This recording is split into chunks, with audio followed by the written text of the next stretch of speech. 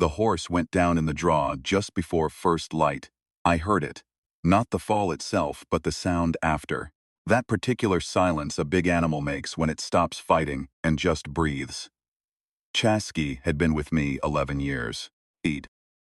I knew every sound that horse made the way I knew my own heartbeat, and what I heard from up on the ridge was the sound of something ending.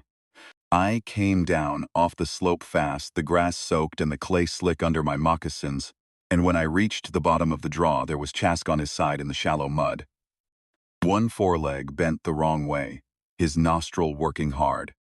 He'd come down in the dark, on a hidden wash. Probably stepped in the edge of it, and the leg buckled sideways. The cannon bone wasn't through the skin, but I could see the angle. Could see what it meant. The men who followed me down stood back without being told. They knew. I knelt in the mud beside his head and put my hand flat against his cheek, the way you do. He knew my smell and he stopped trembling. Just looked at me. That eye. Lakota horses have a stillness in their eye that the whites' horses don't. Chasky had always had it even as a colt. That morning it was still there, but dim. Ridesfar came and stood at my shoulder. He didn't say anything for a long time, and then he said what had to be said. That the leg wouldn't hold weight. That a war chief needed a horse that could run. That letting it go on was not mercy, it was pride. I knew all of that. I told him to wait. That was the first thing this girl changed. That I said wait when I should have said yes. I need to say something about what I was. In those years, the kind of man I had become, before I can tell you about her. My name is Tatanka Ohitika. In the language of my people, that means something like brave bull, though the word Ohitika carries more than brave. It means fierce and unyielding, and that was what I had tried to be. Since the winter they killed my wife and my son, both in the same raid, and left me with a nation to hold together, and no one in my own lodge to hold on to. That was 9 years before the girl came to us. 9 years I had been chief. 9 years I had made every decision the way a rock makes decisions, without feeling them. You learn that. You have to, when the alternative is being the kind of man who can't function. The people need a chief who wakes up every morning and does the work, not a man sitting inside his grief. So I put the grief somewhere, and I ran the camp, and I fought who needed fighting, and I traded where it helped us, and I was respected. I was feared by some. I was trusted. I was alone in a way that had stopped feeling like anything at all. 9 years is a long time to be alone. Long enough that you stop noticing the shape of the absence. Long enough that you build the rest of your life so tightly around the hole that you get the hole is there. And what you call competence is partly just the way a man has organized himself to keep from falling into it. My lodge was always in order. My decisions were always made. My mind was always on the camp, the hunting, the negotiations, the slow, endless work of holding a people together when the world around them was pressing in from every side. I don't say any of this as complaint. The work was real, and it needed doing. I was the man to do it. But a man running on that much discipline, for that many years, with that much of himself locked away, he starts to go somewhere, and it isn't toward anything. That's the man I was when Chasky went down in the draw. We had ridden 2 days east to a trade at the river crossing, the kind of trade where you bring horses, and they bring goods, and everybody watches everybody else, with half an eye on where the guns are. The trade went well enough. We were coming back through broken country, rain the night before, and I was running point, because I was always running point. Habit. The need to be in front of whatever was coming, and in a gully off the main track, just after dawn, I found her. She was sitting with her back against the cut bank, knees pulled up, arms wrapped around herself, head down. Around one wrist, the remnant of a rope, frayed, not cut, which meant she'd worked it loose over hours or days, rubbing it against something until the fibers gave. She was wearing a man's coat 3 sizes too big, no moccasins, and her feet were the color of the clay she was sitting in. When she heard me coming, she didn't run. She looked up. Her face. I remember thinking her face was very still for someone in the position she was in. Most people found like that. alone, cold. Their rope frayed off. They are frightened, or they fight, or they cry. She just looked at me, measuring. Not afraid exactly, assessing. The way an animal looks at you when it's trying to decide if you're the kind of man who kills things for no reason. She was young. Not a child, young. Maybe 20, maybe a few years past that, hard to say with the mud and the cold on her. Small. Her eyes were dark and very direct. She opened her mouth, and then closed it. Opened it again. I watched her throat work, and nothing came out. One of the men behind me muttered something about a white man's captive, probably belonged to the settlement south of the crossing, probably not our business. I didn't answer him. I climbed down from my horse, and I crouched to her level so I wasn't standing over her. And I spoke to her in Lakota first, in the talk, then in the words of English I knew, which weren't many, but were enough. I asked her where she came from. She shook her head, not to say she didn't know, but to say she wasn't going back. I asked her what had happened to her voice. She pointed at her throat, then made a slow cutting gesture. And she watched me after she did it, to see if I would flinch or look away. I didn't flinch. I said she could ride with us back to camp, or she could stay in the draw, and if she chose to stay, I'd leave her a blanket and some dried meat, and she was on her own after that. I said it plain. Not a threat, a kindness, a fact. A man can only offer what he can offer.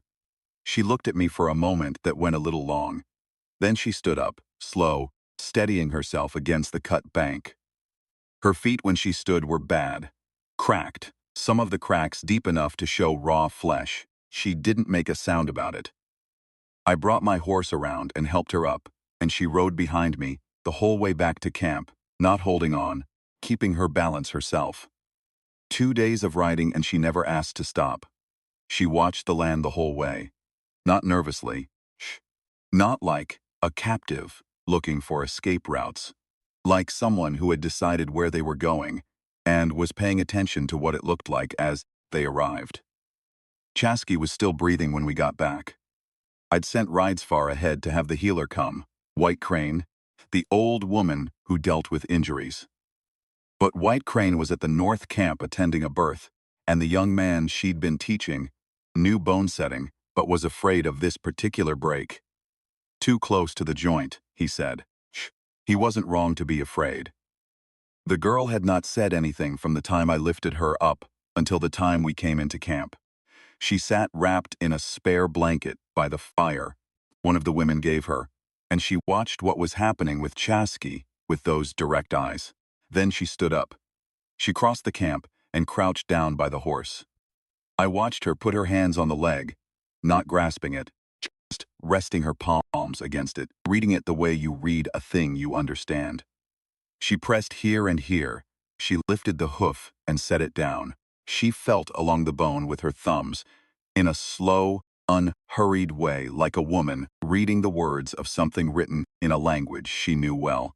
I came and stood over her. I said in the English, "Can you help him?" She didn't look up. She held up one hand. "Wait," and kept reading the leg with her other hand. Then she turned and looked at me, and made a shape with her hands that I didn't know. She said it again, and again I didn't understand. Ridesfar, who had some English, said, "She's asking what you want her to do. Whether to try or whether to let it end." I looked at Chasky. I looked at her, I said, "Try." She worked on that horse for the better part of 6 hours. I will not pretend I understood all of it. There were things she did with her hands that I'd never seen a healer do. The way she held the brake and waited, not pulling or pushing, just holding a very particular stillness that seemed to help the bone find its angle. She used splinting, yes, but the way she placed the wood was different from how I'd seen it done. Angled to account for how a horse bears weight when it tries to rise. She packed the leg with poultice she made, from things she found at the edge of camp. Things I would not have thought to use together.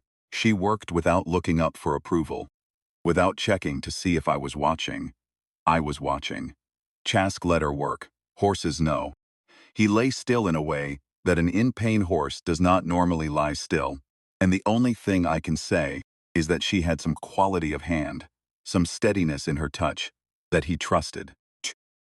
Twice he tried to get up and she put her palm flat against his neck, and he went down again, not because she was strong enough to hold him, because of that quality. The stillness, the steadiness. Horses know the difference between a person who is afraid and a person who isn't. She wasn't afraid. At one point, she looked up and said something to me with her hands that I didn't understand, and I called Ridesfar over. He watched her hands and then told me she was asking for the strap off my saddlebag. I got it for her.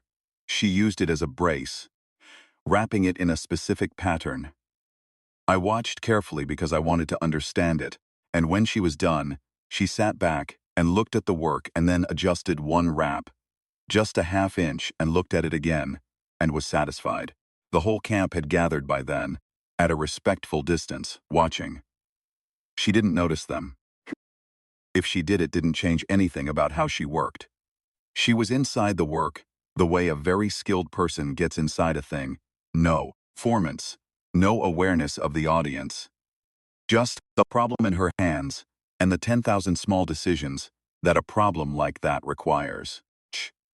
When she finally sat back on her heels, her hands were muddy to the elbow, and her face was flat with exhaustion. She looked at me and made one gesture, which Ridesfar translated as, "I don't know," which was honest, and I respected it. Shask stood 4 days later. I was there when he tried.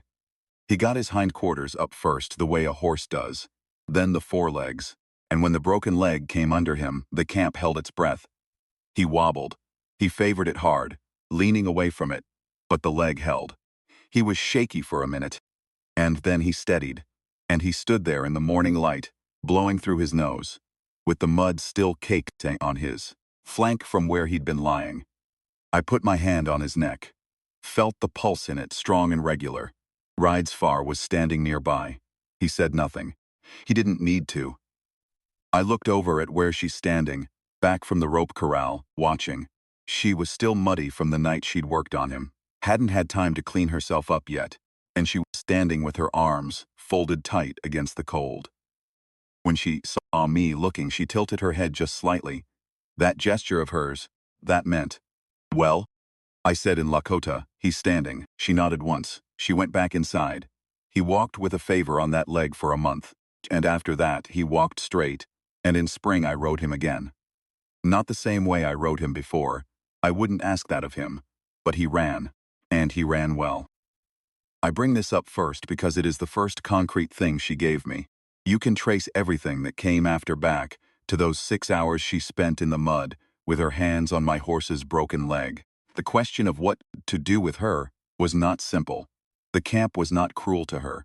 My people were not in the habit of cruelty toward those who had come to them without a weapon in their hand. But she was not Lakota. She was not, for many people I could place with certainty. She had features that might have been Eastern, might have been something else, and she had no tribe and no family that she ever indicated. She had come off the end of a rope. Someone had owned her, told you everything about where she'd been, and her missing voice told you something about what had happened there. She didn't behave like someone who expected kindness. She expected to earn her place. She started doing it before anyone asked her to. I saw her, the morning of the second day, sitting with the women who were scraping hides. She'd just picked up a scraper and started in, watching how they held it, and in about 10 minutes she was doing it the right way. Not faster than them, not slower. Just doing the work. The women glanced at each other, but nobody told her to stop. She learned things that way, by watching and then doing. She had an unusual ability to watch, not the careful, self-conscious watching of someone trying to make a good impression, but the flat, safe watching of someone who actually wants to understand the technique. She watched White Crane. When White Crane came back from the North Camp, that same quality of attention. White Crane noticed. Old healers always notice when someone is watching them that way, as opposed to just looking. She let the girl shadow her, which was not something she did easily. There was a girl in the camp, 8 years old, called Winona, who had a chest sickness that had lingered all winter. Not dangerous, the healer said. The cough was bad, and her sleep was bad, and she was thin. The third day the girl was with us. She went and sat by Winona and spent the better part of an afternoon examining the child. With Winona's mother watching from 3 feet away, she boiled something that night and gave it to Winona in a cup. By the end of the week, the cough was half what it had been. By the end of 2 weeks, it was gone. That was when the women's watchfulness changed into something else. There was a thing that happened about 3 weeks in that I only heard about secondhand. One of the younger women, a girl who was sometimes careless with her words, had made some comment I won't repeat. Something about the stranger, about not knowing who she was or where she'd come from, about people who came with nothing. Winona's mother, a woman called Falling Leaf, who was not naturally given to strong words, had said something back that ended the conversation. I was told what she said by Ridesfar, who thought it would please me. He was right. She said, "That woman came with her hands and her knowledge, and she gave them to us without ask. I don't care where she came from or who she came off of. This camp knows who she is." I will tell you what I was doing in those weeks. Not watching her closely enough, and telling myself I wasn't watching her at all.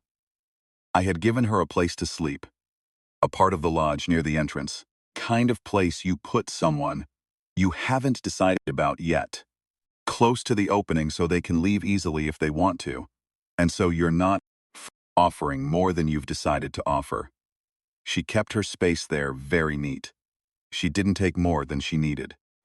At night I heard her sometimes turn over, heard her breathing change, heard the small sounds of someone whose sleep was still not easy. Didn't speak about it. There is a thing about sharing a lodge with someone. It is different from being near them in the day. In the day, you have business to do, people to speak with, the shape of a chief's hours, which are never empty.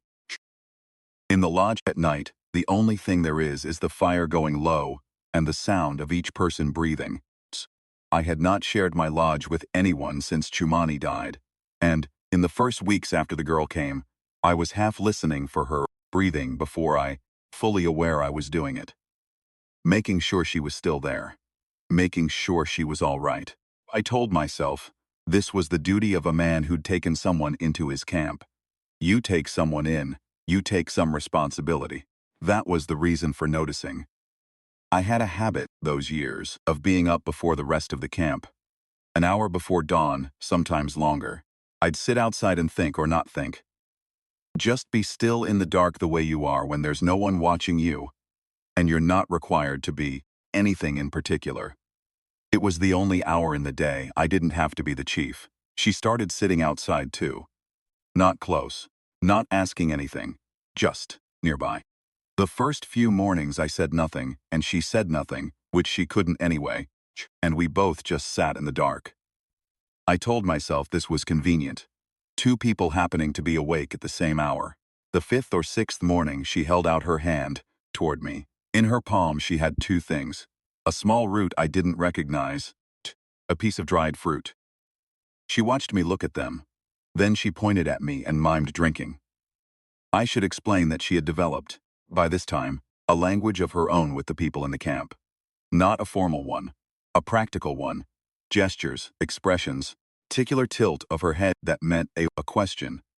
The flat of her hand that meant wait, or stop, or I'm not done yet. I had learned more of it than I was admitting to myself. I understood her. She was saying she would make something for me. For the mornings. I thought about refusing. Not because I wanted to. Because I was the kind of man who refused things on principle at that point in my life. Who didn't take offerings easily. Because taking them meant you had needs. And I had spent 9 years trying to have no needs beyond what the camp required of me. I took the root and the dried fruit out of her hand. She made it the next morning. It was hot and slightly bitter, and I drank the whole cup. She watched me drink it from across the fire with her knees pulled up and her dark eyes doing that measuring thing they always did, and she looked, I don't know, satisfied maybe, the way someone looks when they've done something right. That was the morning I admitted to myself that I was thinking about her too much. Shh. There is a thing that happens to men who have been alone for a long time. You forget the weight of another person's attention. You forget what it feels like to have someone notice you. Not the chief, not the man with the decisions, but you, the particular person underneath all of that. You forget it and someone pays attention to you in that particular way, and you don't know what to do with it. She paid attention to me like she was reading a track. Careful, specific, nothing wasted. She noticed that my left shoulder was tight. The old injury from the fight 3 winters back, where I'd taken a blow that had never fully healed. And one evening she pointed at it, and then at her own hands, asking, I said no before I'd thought about it. The next morning the shoulder was bad enough that I was slow on my left side, and she saw it, 'cause she saw everything. She held up her hands again, just the hands, no expression, no pushing. I said in Lakota, all right. She worked on it for half an hour, while I sat on a log outside the lodge. Her hands were strong. Whatever she had done in the life before she came to us, she had used her hands in it. I could feel the knowledge in them, the specific pressure that knew where to go. Not the general rubbing that an untrained person does when they want to help, but the precise, located pressure of someone who understands what's underneath. When she was done, the shoulder was better than it had been in months. Years, maybe, I said. Also in Lakota, thank you. She put her hand for a moment flat against my back. Just one moment, just her palm between my shoulder blades, warm through the leather. And then she took it away and went inside. I sat on that log for a good long while after. That was the moment I stopped telling myself I wasn't watching her. Rides Far came to me in the 4th week and said something I didn't want to hear. He said that the settlement south of the crossing had sent a man north, asking about a missing slave. That the man had a paper with marks on it that, he said she was property. That the man had talked to the traders at the river, talked to a trapper, who had mentioned that a Lakota camp had taken in an unknown girl.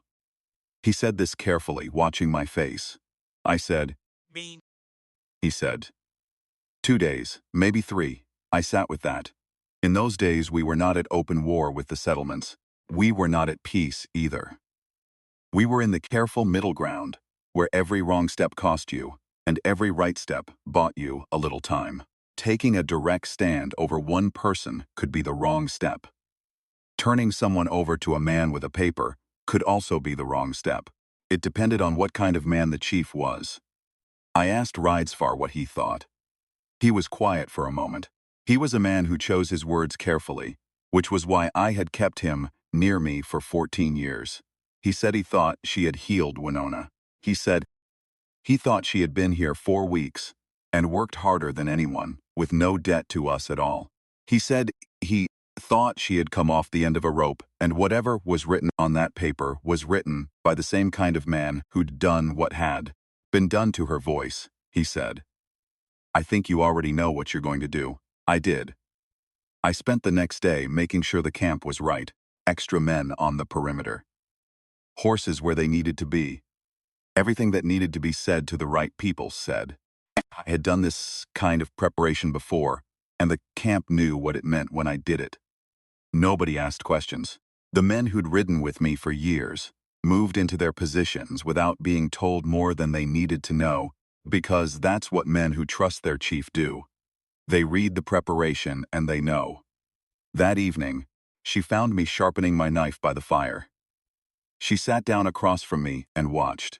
After a while she made the gesture that asked me a question, without specifying what the question was. Just, what's happening? I said, in the English. A man is coming to take you back. She went very still. I said, he's not going to. I watched her face in the firelight.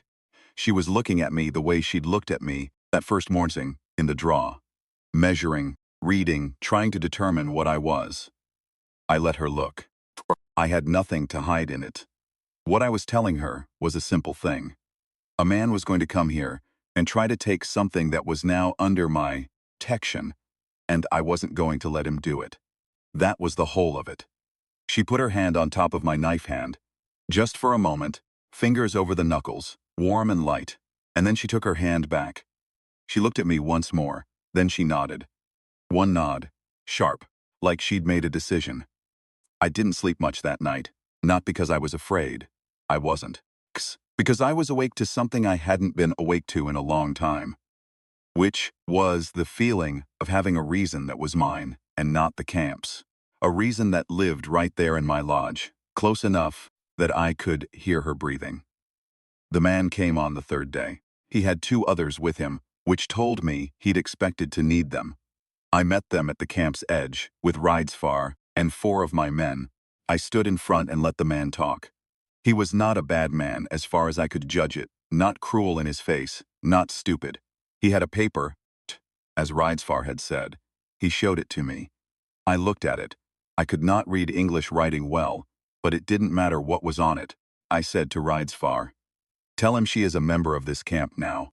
Ridesfar translated. The man said she was property, that the paper said so. I said to Ridesfar, "Tell him she came to this camp alone, under her own will, and she is a member of this camp now." The man looked at my 4 men. He looked at me. He was thinking through what the next step cost him. I waited. I was good at waiting. I had been doing the hard work of holding a people together for 9 years, and one thing that work teaches you is patience. The particular patience of a man who has already decided and doesn't need the world to hurry up about it. I just stood. After a long moment, he rolled up his paper. He said something to his 2 men in a low voice. Then he looked back at me, and there was something in his face that wasn't anger. It was closer to resignation. He'd come here, knowing how this went. A man with a paper and 2 friends didn't override a Lakota chief who decided something. That was just how it was. He turned his horse and rode south. His men rode after him. I stood there until I couldn't hear their horses. Then a little longer, until the dust settled. She saw it happen. I hadn't told her to watch or to stay back. She was just there, standing at the edge of the lodges with her arms crossed, and that still face, watching. When the 3 men rode away, and I turned back toward camp, I walked past her without slowing. She fell into step beside me. We walked back to the lodge together, and the men who were watching watched us. And nobody said anything, and I didn't explain anything. I didn't need to. A chief doesn't explain himself when he's done something right. That night, she made a meal. Something from trade goods we'd had sitting unused. Some dried things and smoked meat, and something she'd gathered that afternoon. She served the whole lodge, which is not a small thing when you're learning a household, and she served me last, as the head of the lodge, which was the Lakota way. When she set the bowl in front of me, she looked at me in that particular way she had. Not gratitude. I don't want to use that word, because it makes it sound small. Something more serious than gratitude. Something more like, "I see you, the real you, the man who decided." That is what I mean when I say she changed the balance of things. I should tell you about the weeks after that, because things settled slowly, and the settling was the point, not any one moment. She stayed. She kept sleeping in her place near the door for a while longer, not because she'd been told to, but because she was that kind of person. Careful not to take more than offered, careful to stay where she'd been placed, until someone said otherwise. She was not a woman who pushed. She did not demand or hint or angle. She let things be what they were, and let the next thing come in its own time. The camp came around to her. The women were first, partly Winona, partly the work, partly just having her among them long enough that the strangeness wore off, and what was left was just a person. She was useful in very specific ways that mattered. She knew things about plants and remedies that White Crane found interesting, enough to discuss in the hand talk they developed between them. She was quick at practical work. She didn't gossip or cause trouble. She was just there, doing her part, steady as a post. Then the older men valued competence the way older men always do. They saw how she worked, and they didn't think much about where she came from. She had saved Chasky. There wasn't much you could add to that. A woman who saved the chief's warhorse had done something real. Real things don't need explaining. Winona called her Peziwakan, holy grass, more or less. For the healing, the name spread. It fit her. It became her name. One evening, this was maybe 2 months in, I moved her sleeping place. I didn't announce it. I just moved it. From near the door to the center of the lodge, which is where family sleeps. She came in that night and saw where her blankets were and stood there for a moment. Then she looked at me across the lodge. I was sitting by the fire and I looked back at her without hiding anything in it. She came and sat beside me, close, her shoulder touching mine. I put my arm around her and she leaned against me, and we sat by the fire for a long time without any need for anything to be said, because she couldn't say it and I didn't need to. Outside the lodge, the camp was quiet. The horses were quiet. Somewhere up on the ridge, Chasky was in the rope corral. And sometime in the spring, I would ride him again. Inside, the fire was low and orange, and her breath was slow beside me, and I sat there in the middle of my own life and felt it. Really felt it. The first time in 9 years. The weight of it, the warmth of it, the fact of her choosing this. I don't know how to say it except that way. She had come to us with nothing, and she had stayed, and she was still here, her shoulder against mine, and she had made that choice every single day with clear eyes and nothing owed. That is not a small thing. That is not a thing every man gets. The spring she came. 2 settlements to the east had fights over grazing land that spilled into raids, and 3 other camps sent runners asking my opinion on what to do. I handled it. I rode out twice, met with men I didn't fully trust, held the line twice, and both times I came back to the camp, and Peziwakan was there. And she always knew when something had gone hard, and she never asked me about it.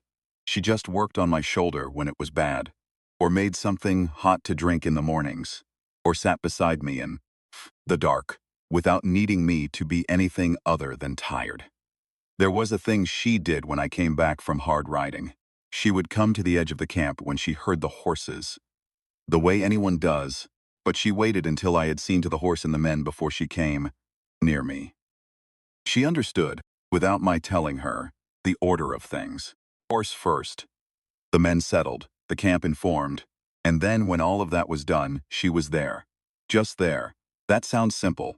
It wasn't. Chumani had been like that too, in her way. That particular quality in a good woman, where they understand the shape of a man's life and fit themselves to it, rather than pulling against it. I hadn't thought I'd find it again. I'd stopped expecting to. Ridesfar told me once, midway through that summer, that the camp had a different feeling to it now. I said, "What feeling?" He said, "Like the chief has his whole mind on things again." I thought about that. He was right. I had been not diminished exactly before she came. There is a thing that happens when you wall off part of yourself. You are only working with part of what you have. She had, without making a project of it, without even knowing what she was doing most of the time, opened up the part I'd walled off. Just by being there, by seeing me clearly and staying anyway, by coming off that rope, and not being broken by it. I have to say something about the voice. People sometimes asked, not often, but sometimes, whether I tried to find out what had happened to it. Whether I went looking for the man who'd done it. I thought about it. I won't pretend I didn't. Shh. There were nights in the first weeks when I turned it over and over, thinking about what kind of man does that to a person, what kind of world lets it happen, whether justice required something from me. I know how to carry anger long distances. I've done it. The anger I felt about that was real and it went deep. Peziwakan never asked me to. She made that clear through the same quiet steadiness she used for everything. What was behind her was behind her. What was ahead of her was here. That was the position she held. And she held it without being asked to. And holding it took more strength than any kind of vengeance would have. I respected it enough to follow her lead. She had her own voice, anyway. I want to make sure I say that. She didn't speak, but she was not silent. The way she used her hands. The particular angle of her head when she was amused, which was a small, private angle, nothing that announced itself. The look she gave me when she thought I was being stupid about something. There was a quality to that look that could stop me mid-sentence. The way she sat differently, depending on her mood. Drawn in when she was tired, loose and open when she was easy. The sound she made sometimes in her sleep, just a low note like someone humming something half-remembered. She was not a quiet person. She was a person who communicated in every way that was available to her, and what she communicated was always clear. What she communicated to me, specifically, over those months, was that she thought I was worth it. That whatever I was, old enough to have buried a wife and a child, scarred enough that I kept myself behind a wall for 9 years. Hard enough that the men who rode with me were sometimes afraid of me.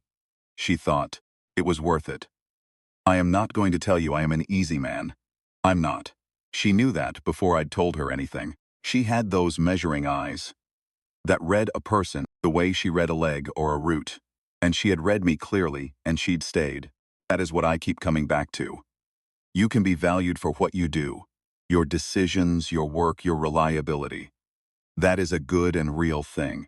But it is another thing entirely to be known for what you are, the specific, difficult, private, particular thing you are, and have someone stay for that. There is one more thing I will tell you.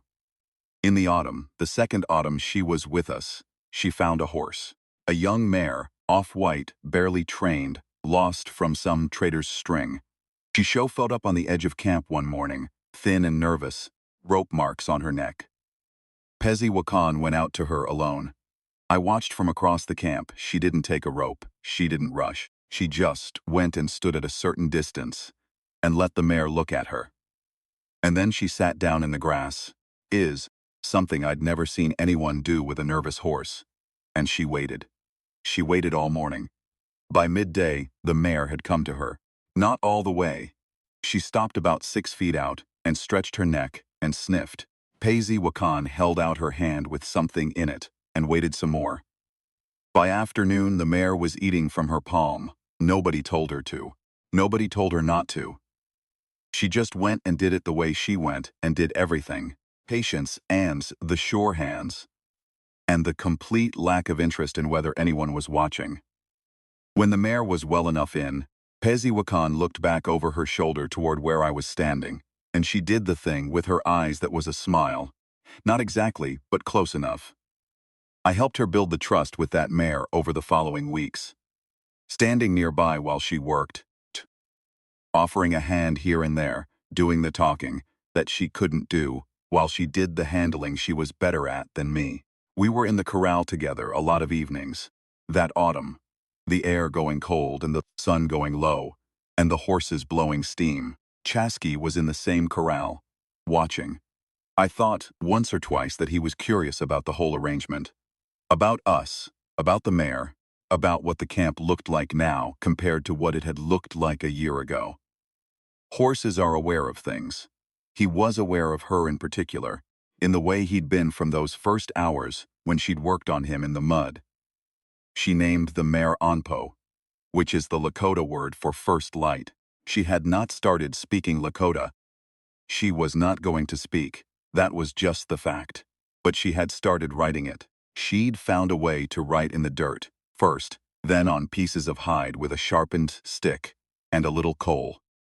She wrote what she needed to write, and I read it, and we talked that way, me speaking and her writing, which was a strange thing to get used to, and then was not strange at all. I'd started looking forward to what she wrote. She thought in an interesting way. She had observations that surprised me. And sometimes she wrote something that was not a practical thing, not a request or a question, just something she wanted me to know, something she wanted to say. The name she wrote for the horse, first time she wrote it, she also wrote my name next to it. The Lakota word, Tatanka Ohitika, as if she was naming the horse into the same sentence as me. I asked her why she did that. She wrote, because she came out of the dark into the light, like I did. I sat with that for a moment. Then I said, the light wasn't any of my doing. She looked at me the way she looked at me when I was being stupid. She wrote, yes, it was. I didn't argue with her. You learn. With certain people, when an argument is already over. That is where I'm going to stop the telling. Not because there isn't more. There's more. There's years of it. And years of Winona. Growing up and calling Peziwakans something close to a mother's name, and the camp being the kind of camp it became, which was a different camp than the one before her. But the thing I wanted to tell you was that a man reaches a point in his life where what he has survived has taken something out of him, and he's gotten used to that absence, and then something comes back that he didn't think was coming back. She came off the end of a rope, and she walked into my camp on cracked feet, and she healed my horse, and she healed Winona, and she healed White Crane's curiosity about plants she'd never seen before, and she sat with me in the dark, at 5 in the morning, with no agenda and no need for me to perform anything, and she stayed. All I did was hold my ground, hold the camp, stand in front of a man with a paper and refuse to move her blankets toward the fire. Those things are not nothing. They are the work of a man who knows what's right, and does it, and doesn't ask to be thanked. What she gave me for doing it was everything else. There is a particular thing about being Sloman chosen by a woman who didn't have to choose you, who had every reason not to, and the clear eyes to see what she was choosing. Peziwakan saw all of it. The grief I'd locked away, the years it had taken from me, the hardness that had settled in. And she saw it for what it was, and she stayed. That is what I mean when I say she gave me something I didn't know I still needed. On cold nights, she still sleeps beside me the way she did that first night in front of the fire. Close, her shoulder in the hollow of my shoulder, breathing, slowing down to something good. And sometimes before I sleep, I think about that horse going down in the draw before first light, that terrible silence, and how what came out of it was her. Anpo, first light. She named that horse right.